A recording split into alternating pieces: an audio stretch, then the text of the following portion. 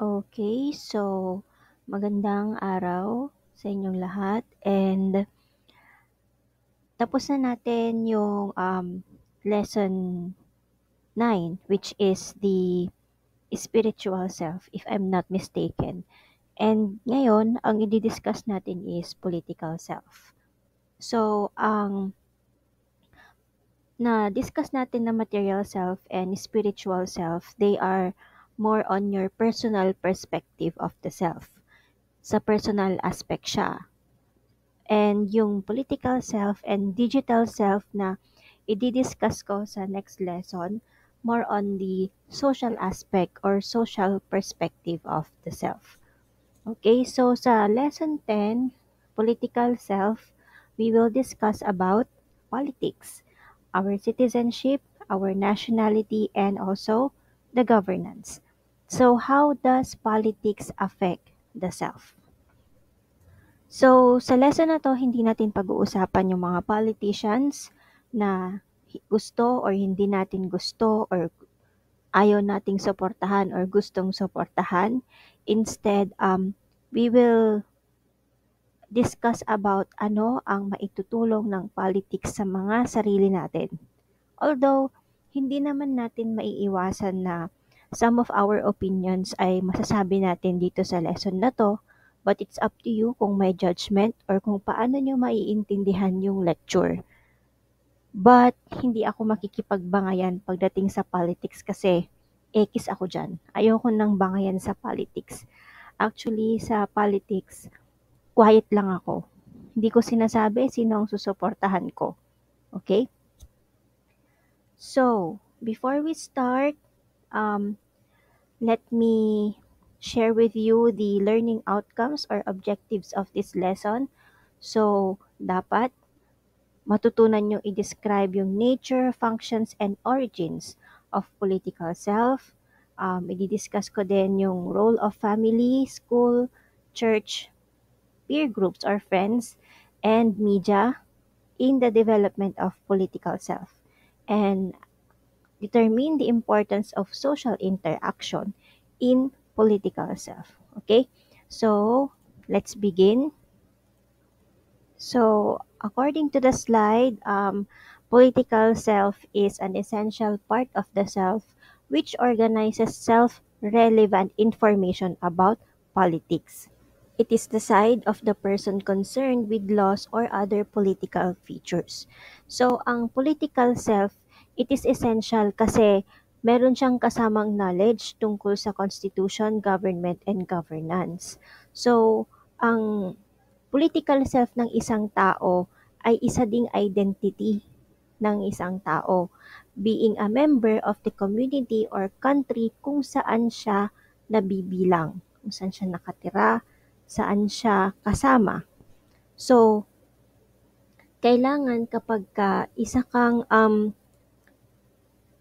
member ng community or country, dapat proud ka, meron kang pride na member ako ng community na 'to, ng bansa na 'to, gano'n. Proud nga ba kayo na you are Filipinos?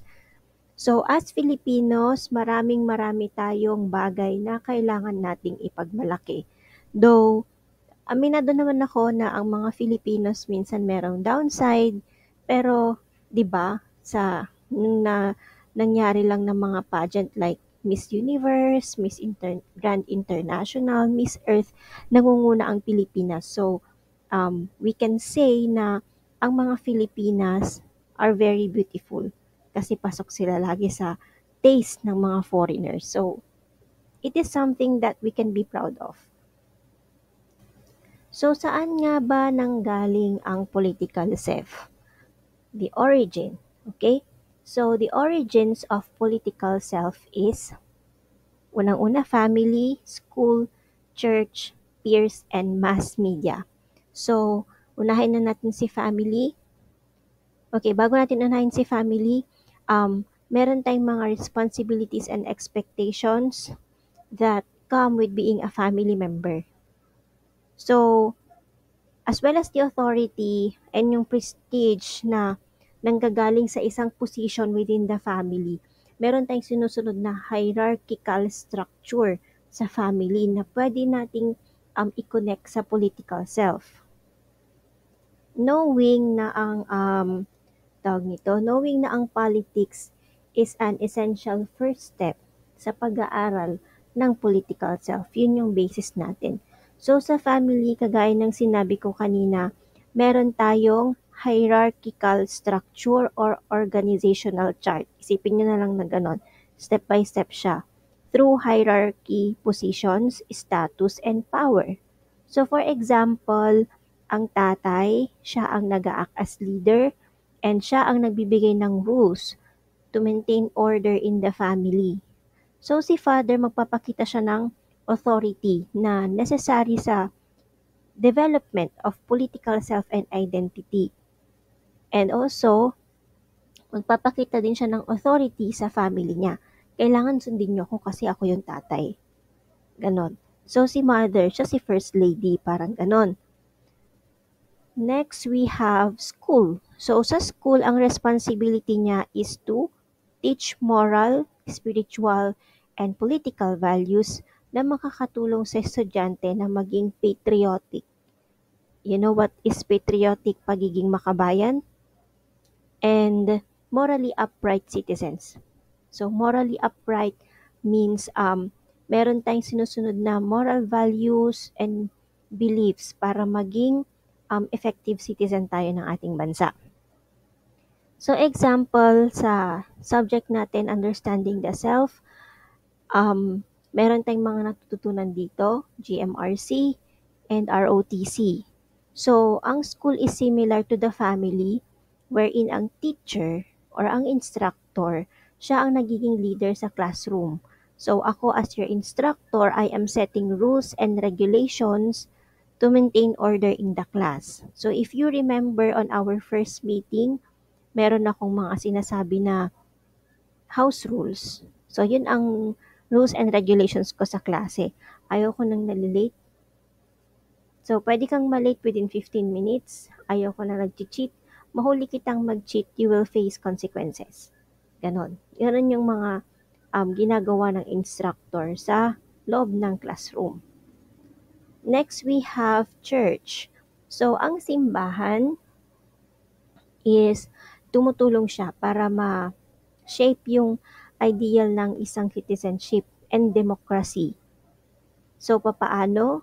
Through religious teachings, values, and traditions. So, tinuturo yun sa simbahan or sa kung anong religion na kinabibilangan natin. And as far as I know, may mga pastor na hindi man related sa sa prini-preach niya, pero nag-share siya ng konting insights kung ano ang nangyayari sa paligid natin sa environment, especially sa governance, ganyan. Hindi man sa atin, sa ibang bansa din. Like kami as Christians, we are praying for safety ng mga bansang nasa war, ganon. Next, we have peers, mga kaibigan. So, ang interaction with peers, in-emphasize niya yung equal distribution ng power, karapatan, and privileges among members of the group. For example, magkakabarkada kayo, ganyan. So, merong isang friend na medyo bossy, tas yung isang friend, siya yung kontrabida na ayaw niyang pagbigyan yung gusto ni bossy friend, mga ganyan. Pero in a very positive way, yung hindi siya nakaka-offend doon sa bossy friend. Mga ganun ba? So, kung 5 kayong magkakaibigan, meron kayong kanya-kanyang power, kumbaga. Di ba nga sabi sa memes na sa isang member ng isang barkada, merong isang TANGA. O, yon. Pero, depende, may mga lutang ganyan. Next, we have mass media. So, sa mass media naman, ito yung susi ng source of information on politics. So, what are examples of mass media? GMA, ABS-CBN, TV5, CNN, BBC, sa abroad, ganyan. And so on and so forth. So, sila ang mata sa politics, sila ang unang-unang nakakasagap ng balita and they share it to the citizens, to the people. Okay? So, ang family, school, peers, church, and moral behaviors, nakaka-impluwensya siya sa political behavior and sa ating political self. Okay, so we are done with the origins of political self. Next, we have paano nga ba nabubuo ang citizenship or nationality ng isang tao. Okay, so meron tayong sinusundan na nationality law. So this is an international law na sinusundan ng lahat ng bansa sa mundo. It is a legal framework na nagkokontrol makakuha, mag-retain, and kapag nawala ang nationality or citizenship ng isang tao sa isang bansa na kinabibilangan niya. So, ang nationality law, dinidescribe niya yung requirements, procedures, kung paano ka kukuha ng citizenship mo, alongside with the responsibilities and privileges na kasama niya. For example, you are naturally born as Filipino and then you migrated to Canada, for example, or US. Bago ka maging citizen ng bansa na yon, Canada or US, kailangan mo munang mag-tourist visa. Gaano katagal? Gaano ka katagal magiging tourist doon sa bansa na yon? Depende sa nationality law nila. For example, sa US, kailangan mong mag-tourist visa ng mga 6 months. So, kailangan nandun ka ng 6 months and then after that, uwi ka sa Pilipinas, balik ka ulit sa US and then kukuha ka na ng working visa naman. Yung mga ganun, may step-by-step process siya. So, kapag ka nagtagal ka na sa US and then you can apply for citizenship, I think, sa pagkakaalam ko ha, magte-take ka ng exam, knowing all their history, ganyan, ilan ang state sa US, ano ang capital ng ganito, what is the title of the national item of the United States of America, who is the third president of the United States, ganon. So, hindi lang naman working visa or tourist visa ang pwede mong makuha or pwede mong i-apply, but luckily, if nakakita ka ng AFAM, nakakilala ka ng AFAM, is pwede ka niyang dalhin doon. So, yun yung tinatawag naman na fiancé visa. Okay, so, tama na yung tungkol doon. You can search about it. Pero yun yung alam ko since meron akong experience in applying visas. So, okay, so we move now with principles of nationality law. So, unang-una we have jus soli. It is not jus, jus soli. So, when we say jus soli, right by birth on the soil. On the soil, on the country ha. So, it is by birth. You have the right to be a citizen nung country kung saan ka pinanganak. So, binibigay ang citizenship sa mga tao na naipanganak doon sa territory ng lugar kung saan siya pinanganak, regardless kung ano yung nationality ng parents nila. For example, ako, nanganak ako, nasa abroad ako, nasa US ako, and then nanganak ako sa US. So, automatically, my child will be a US citizen. Kasi, doon ko siya pinanganak sa US. Isa pang scenario is yung nanganak sa eroplano. So, depende yon kung nanganak ako sa plane, depende yun sa rules ng isang bansa. For example, galing ako ng US, papunta ako ng Pilipinas, and then nanganak ako sa plane within the territory of the Philippines, automatically yung bata is Filipino citizen. Regardless kung ang nationality ko is Japanese, yung anak ko is Filipino citizen. According yan sa Philippine Statistics Authority ha. Yung iba naman, yung ibang batas naman ng ibang bansa, kunwari sa US, nanganak ako sa plane o over US territory or within sa airspace ng US, automatically yung baby ko is magiging US citizen.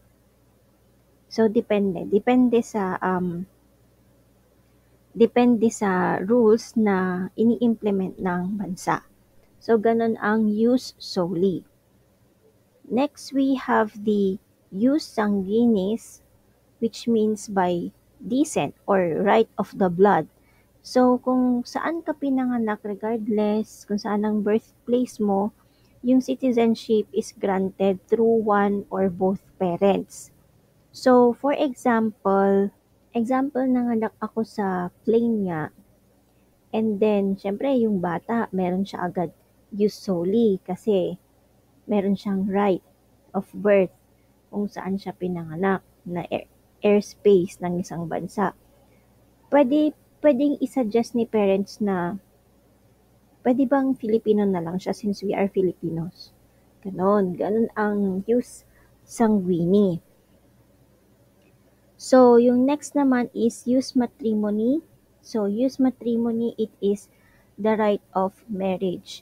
So, sa jus matrimony, sa ibang bansa, karamihan, ang jus matrimony, inaalaw niya yung foreign spouse na makakuha ng nationality ng partner nila upon marriage.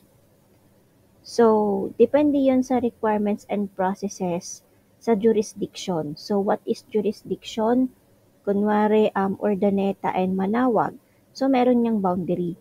So, kung kinasal ka ng Urdaneta and then nakatira kayo sa Manawag and gusto mo maging Manawag citizen ka, depende yon sa rules ng Manawag kung paano ma-acquire yung nationality. Okay, so I hope clear siya. Jus soli, jus sanguinis, and jus matrimony. Next, we have yung three major concerns in building identity. So, yung three na yan is instrumental, moral, and transformative. So, sa instrumental, ang isang individual sumusunod siya sa guidelines and identities na compatible para ma-promote yung democratic procedures. So, sumusunod siya. Ganun lang siya. Sumusunod siya sa rules and regulations and sa ano yung tawag nito? Ano yung identity na magsuswak doon sa bansa na kinabibilangan niya. Ganon. Next, we have moral. So, moral, very obvious and self-explanatory. It is the beliefs and values na nire-represent at mini-maintain sa democratic basic principles. And lastly, we have transformative. So, transformative, self-reflection and reshaping people, organizations, and society. So, more on institutions naman ang transformative. Okay, so we are done with origins of political self, principles of nationality law, and yung mga concerns on building identity. So, dito na tayo, balik na tayo sa Pilipinas. Dito na tayo sa Filipino values and traits. So, sa Filipino values and traits, the Filipino value system refers to the set of values that are important to the majority of Filipinos, including a unique combination of consistent ideologies, moral code, ethical principles, etiquette, cultural and personal values, and others. So, ang Filipino values and traits are vibrant reflection of the Philippines' rich cultural heritage. So, nakuha natin yung rich cultural heritage natin sa history ng bansa natin, geography, and also iba't ibang influences, kagaya ng influence sa Spanish, sa American, sa Japanese, and so on and so forth. Kasi nga, di ba, we are colonized by foreign countries. So, meron tayong kahit konti na nakuha sa kanila. So, yung mga influence na nakuha natin sa mga sumakop sa bansa natin, it is deeply rooted sa community, family, and spirituality. And these values, they are very important sa everyday lives ng mga Filipinos.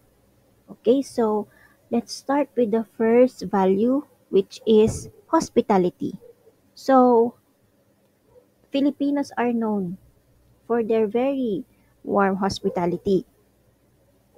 So, yung mga bisita, tinatrato na parang hari at reyna. And darating na sa point na, tawag nito, mangungutang na yung family para lang mabigay yung pangangailangan ng bisita nila. So, the visitors or guests are treated with great respect and they are offered food and comfort. So, according to Forbes magazine, ang Philippines is ranked top 8 as being the friendliest and hospitable people in the world and ranked 1 in Asia as of 2012. Hindi ko lang alam ngayon kasi yun yung na-research ko, 2012 lang. So, bilang Pilipino and being hospitable, yun yung isa sa mga greatest assets natin. Ang downside lang is para lang masatisfy mo yung bisita mo, mangungutang ka. 'Di ba? So, it's not practical na kapag may bisita ka is mangungutang ka. Siguro for me, para lang masatisfy mo yung pangangailangan ng bisita mo. Parang simple na siguro yung bigyan mo sila ng comfort and paghandaan kung ano ang dapat paghandaan, lalo na kung yung pagbisita is planado naman. Pero syempre, pag unexpected, we can find other ways how to attend to the needs of our visitors. So next, we have the respect for elders. So, respect for elders, paggalang, Filipinos show great respect for elders. And young Filipino children, tinuturuan sila na batiin yung mga mas matatanda sa kanila in a very polite way. Usually, we use the terms of endearment and gestures like mano po. So, kung saan yung kamay ng nakakatanda sa atin is kukunin natin at ilalagay natin sa noo as a sign of respect. So, usually, right hand. Pero yung iba, left hand. Depende ata, ganun. And we will say mano po or bless po. We also use the words po and opo to show respect to the elderly or a person who is older than us. So next we have bahala na. Bahala na attitude. So from the word bathala na, which means leaving everything in God's hands. So isa siya sa popular Filipino phrase na nag-express ng acceptance and faith or destiny sa higher power or higher being, which is si God. For me, ang higher being ko is God. Di ko lang alam sa iba. Kasi may mga iba na hindi si God ang higher being nila. Electric fan, doorknob, ganyan. So, ang bahala na, it means come what may, ano na lang mangyari, or kung yan ang nangyari, yun na yun. And it reflects yung willingness natin na harapin yung mga hindi natin inaasahan na sitwasyon na nagkakaroon tayo ng pag-asa na sana maganda yung mangyari and also tatanggapin natin kung ano yung hindi magandang mangyayari. Kasi nga bahala na. Usually, yung mindset na to, nagagamit siya dun sa mga taong naniniwala na wala na silang control dun sa mga susunod na mangyayari. For example, surprise quiz. Bahala na dyan kung ano yung maging score ko kasi hindi ka nga prepared. So, doon papasok yung hopes mo na kahit na hindi ako nag-review, siguro naman mataas yung score ko kasi meron akong stock knowledge, or bahala na dyan, basta nakapag-quiz ako, nakapag-comply ako. So, ganun siya. Next, we have the bayanihan, spirit of helping each other. So, ito, noong unang panahon, usong-uso, ewan ko lang sa mga baryo-baryo kung nauuso pa siya, bubuhatin mo yung bahay, ganyan. It is showing unity in the community and also cooperation. And it symbolizes a strong sense of socialization, community, tawag nito, community, basta yon, pagtulong sa community. Okay? Next we have, ito na, crab mentality. Colonial mentality.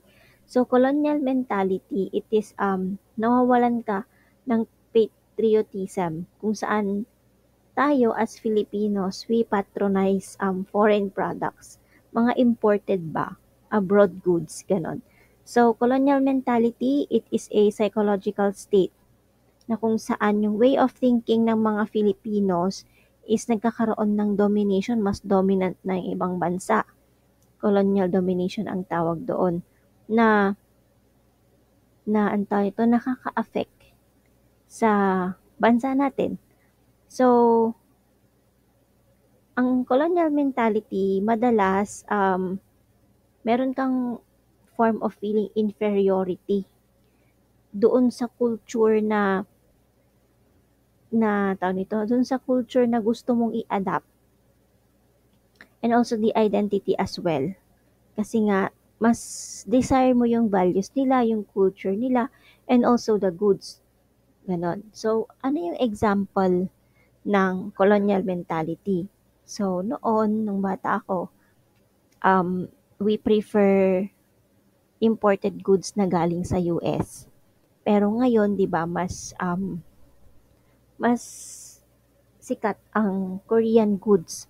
Samgyeopsal, tteokbokki, mga ganyan, kimchi, yang mga yan, K-pop, ganun yung isang example ng colonial mentality.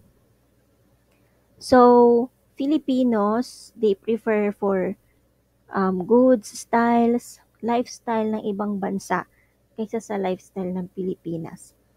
Well, it is the sad reality pero nangyayari talaga siya. So, isa din dyan yung media consumption. Yung baliw na sila sa K-pop. Kahit di nila naiintindihan yung song, sige pa rin. Also, the fashion, nag-iiba yung itsura ng taong nasasakop ng colonial mentality. For example, we are Filipinos, we are known as conservative people, yet mas prefer mo nga yung fashion ng Korea. So, magsusot ka ng skirt with very high socks, ganon, nagmumukha ka ng Sailor Moon, ganon. Also, the language. 'Di ba? Kasi, since very, very popular ang Korean culture dito sa Pilipinas, ultimo salita, pinag-aaralan na. Hindi mo na kailangan mag-enroll sa Korean school para lang maintindihan mo. Manonood ka lang ng K-drama, pwede ka nang matuto. Kasi nga, you are very inclined doon sa culture ng Korea. Next, we have self-sacrifice, sakripisyo. So, OFWs are very known to be the sacrificial people. Pumupunta sila sa ibang bansa para lang makapagbigay ng pangangailangan ng pamilya nila. So, bukod sa OFWs, we also have the eldest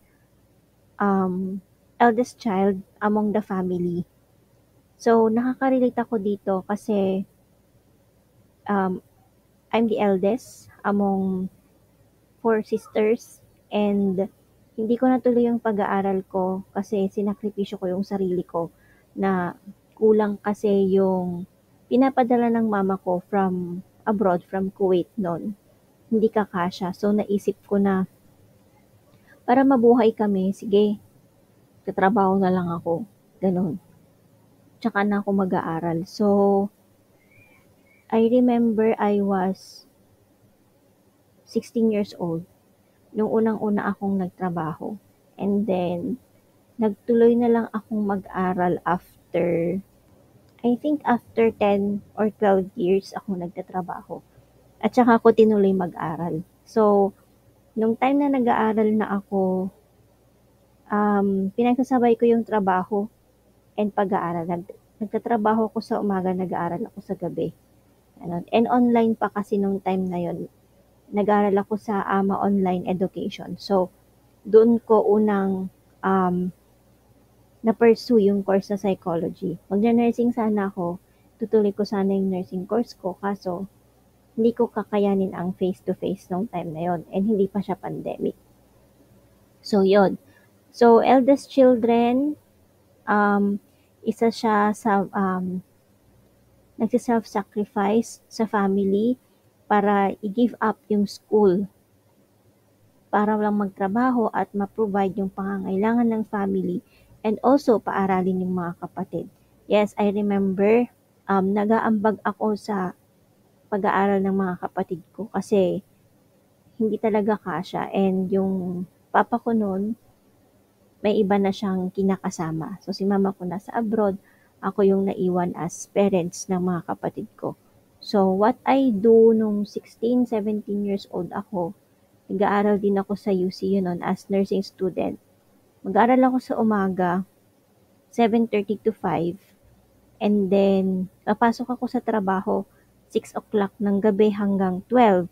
So, since fast food siya sa Jollibee, it doesn't mean na alas 12 out mo, mag-out ka ng 12. Maglilinis ka pa, abutin ka ng alas 2 ng madaling araw. So, wala na akong time mag-review. Magre-review lang ako pagka break time ko, ganyan. So, pagdating ko ng bahay, magbabasa lang ako konti.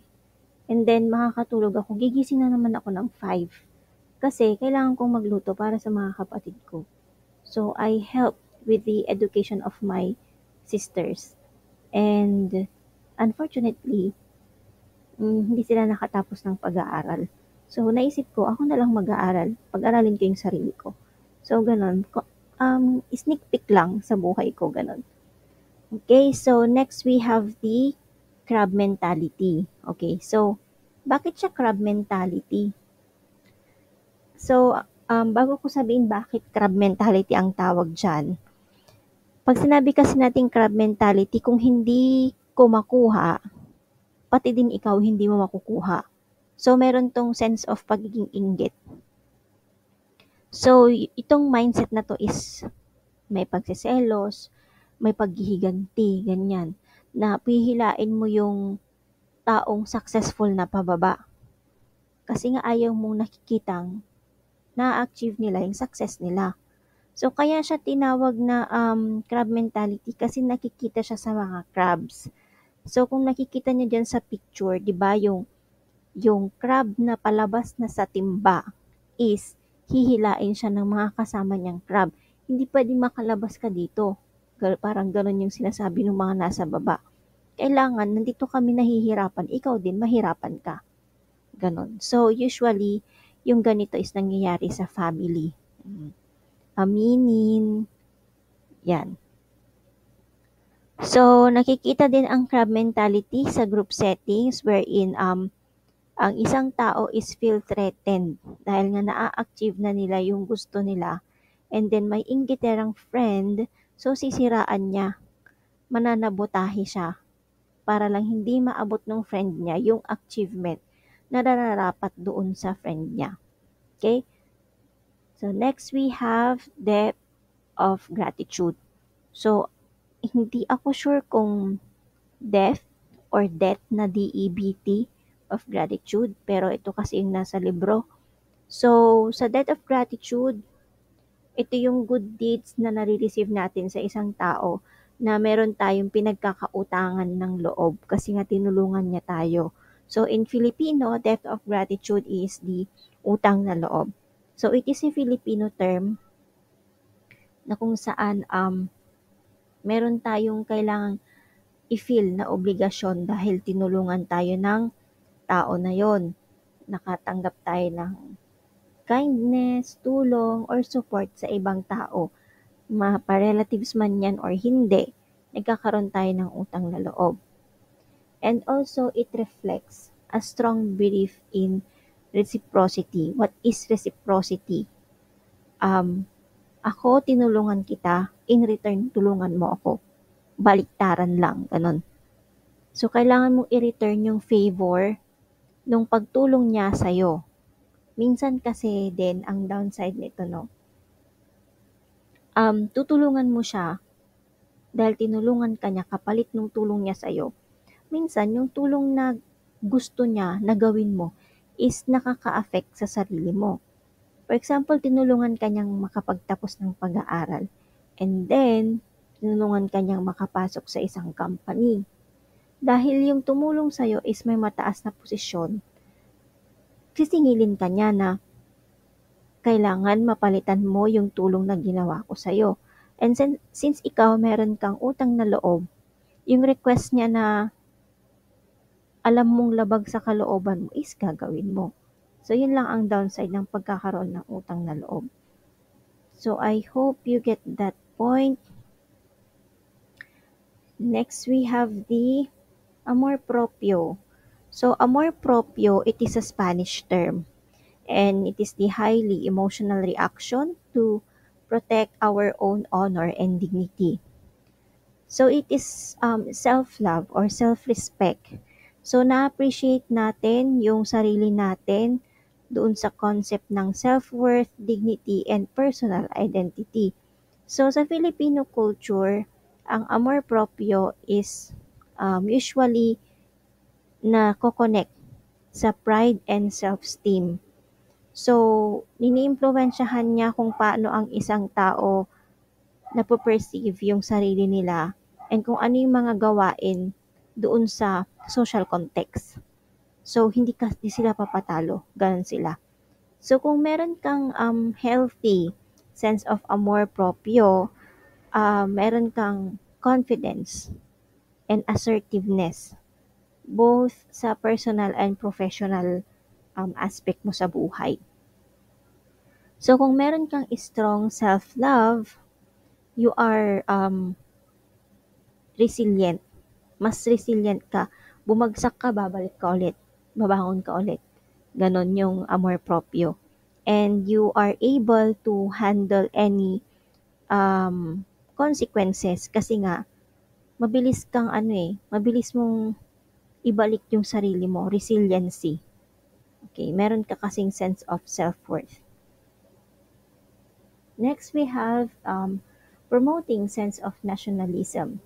So, for us to promote sense of nationalism, kailangan isa tayong active na mamamayan ng Pilipinas. And also, we have to support local brands.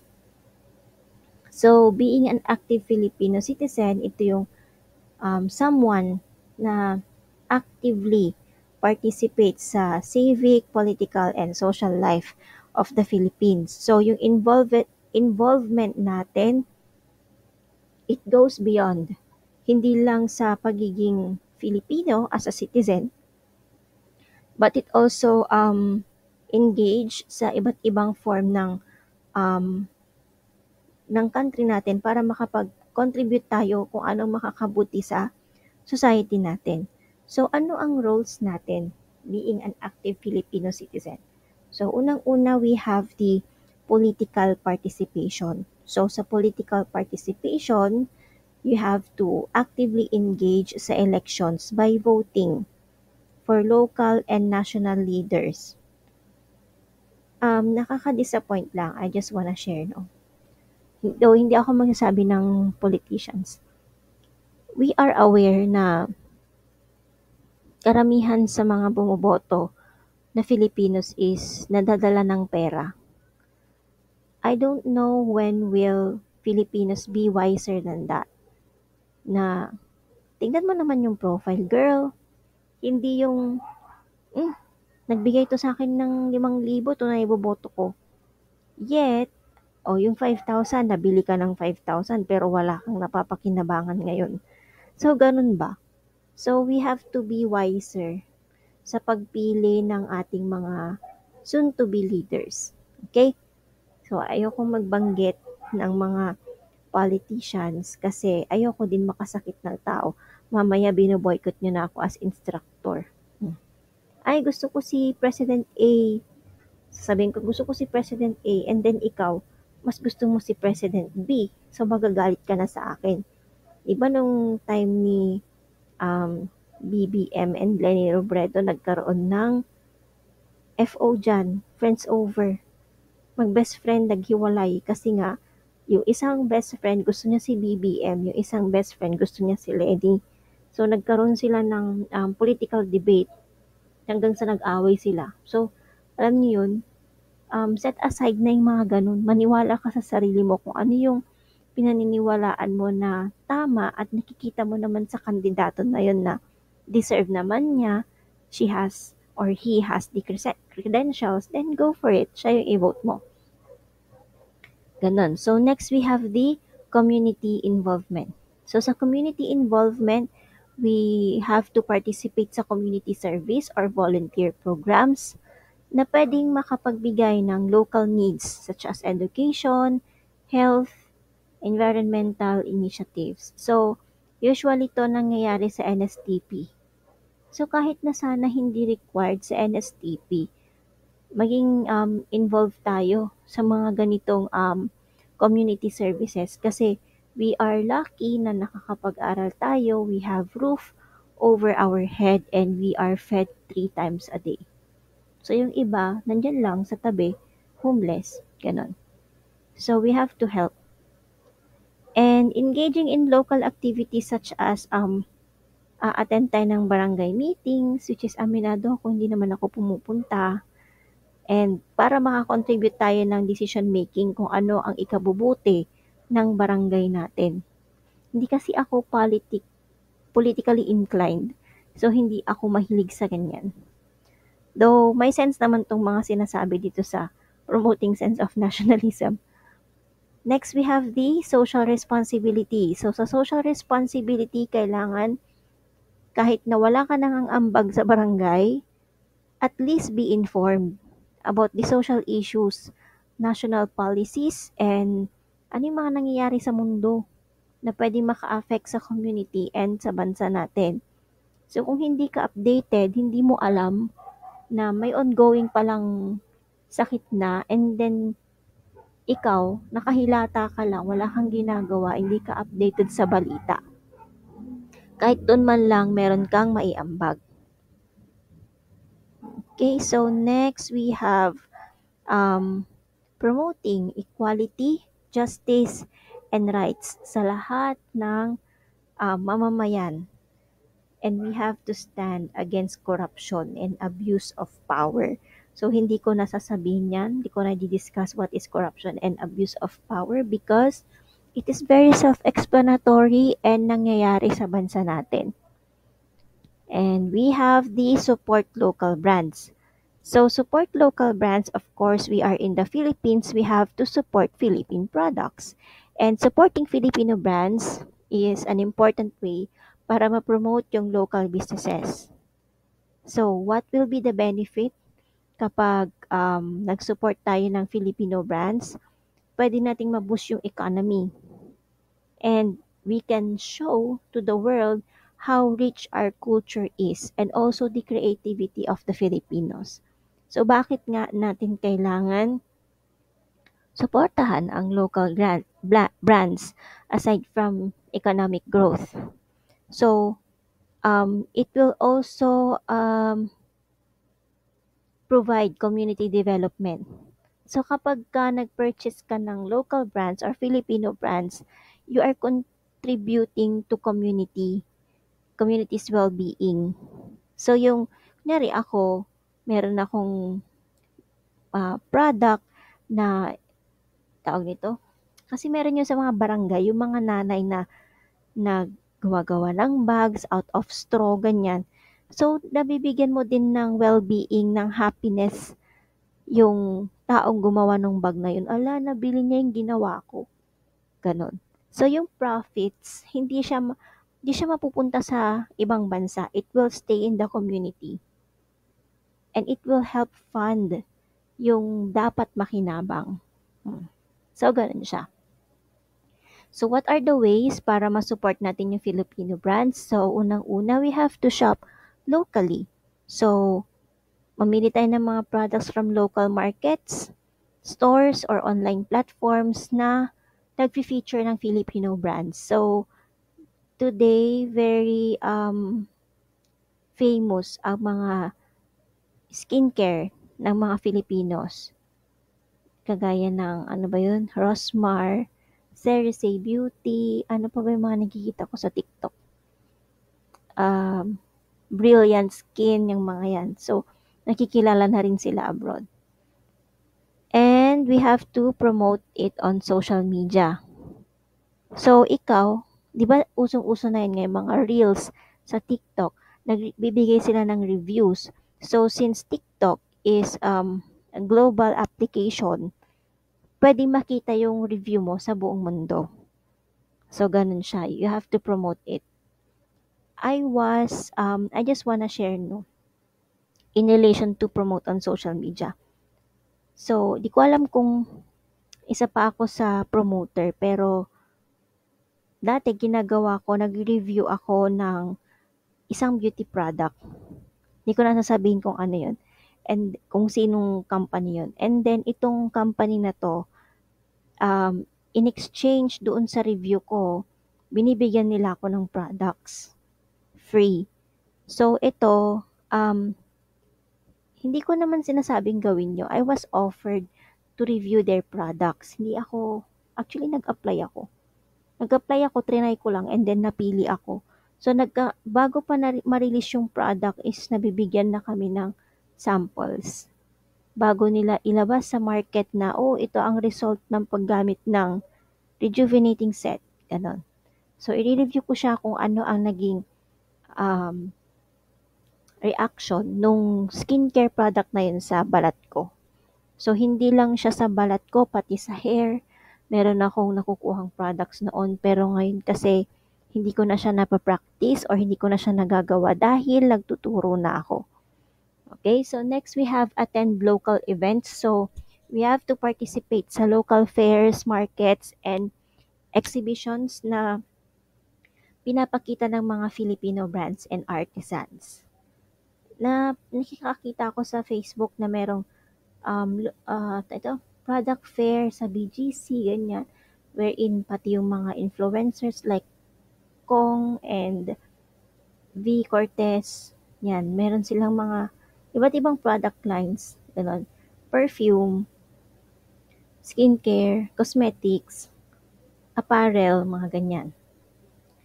Next, we have to buy Filipino products. So, pag bibili ka ng mga produkto na kailangan mo sa kaartehan mo sa buhay or whatsoever, syempre, unang-una mo namang piliin ang Filipino brands.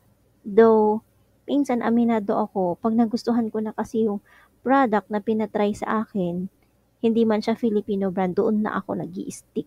Kasi nga maganda nga yung naging benefit. Why do you have to shift sa Filipino brand? Aminado ako. Meron din akong colonial mentality. So, next we have to choose Filipino services. So, for example, nagtayo ka ng business, piliin mo naman Filipino. 'Di ba? So, do not hesitate to hire Filipino people and then choose over foreign applicants. Siguro sa ibang bansa, ganun yun. Kung sino ang mas maganda ang skills, yun ang i-hire. Though, very in demand ang mga Filipinos because of the caring personality, being hospitable. So, maraming nag-hire na foreign countries sa mga Filipino sa hospitals, restaurants, ganyan. Kasi nga, we are very skillful people. Okay, so supporting Filipino companies builds a sense of pride and community habang ini-enhance natin yung financial and culture ng Philippines. So, thank you very much for listening, class. And again, mag-review kayo kasi kasama to sa quiz nyo. Ingat kayo, bye-bye!